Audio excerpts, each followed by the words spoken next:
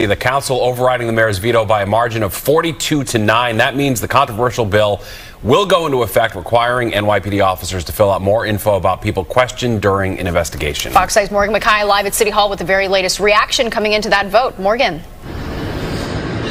Steve and Natasha, Mayor Eric Adams over the past few weeks has been trying to convince city council members to vote against this bill, but the exact opposite happened, and even more city council members voted for it this time around. Now, before this administration, the last time the city council voted to overturn a Democratic mayor's veto was in 1991 under Mayor David Dinkins. So the ayes do have it this time. And with that, the city council officially overturns the mayor's veto on the How Many Stops Act. This bill will now require police to record every public interaction during an investigation.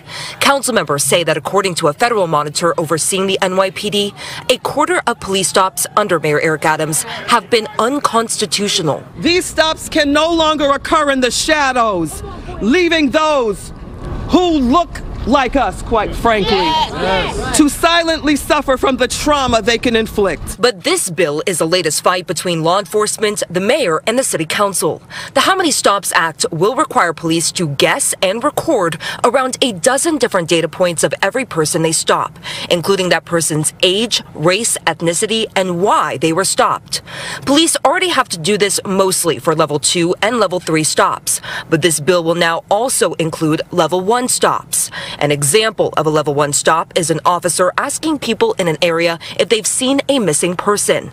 Adams says stopping to fill out forms will keep law enforcement from doing actual police work. And those seconds matter. And so anyone who dismisses the amount of time we take police from policing to do paperwork is not fully understanding the scope of public safety. Yet public advocate 𝗙𝗢𝗟𝗢𝗪 says police can fill out these forms later when they go through their body cam footage. It doesn't have to be immediately. He also argues this won't take as much time as the NYPD is making it seem. I just said, Madam Speaker, appears to me to be a black woman between the ages of 20 and 65. It was a 911 call. It didn't rise to another level stop. That's it. Whatever time that took is how many seconds. However, the mayor pointed out, even if police do this paperwork later, then taxpayers are on the hook for overtime costs. So we're going to be spending more tax dollars doing documentation that we already capture on body camera.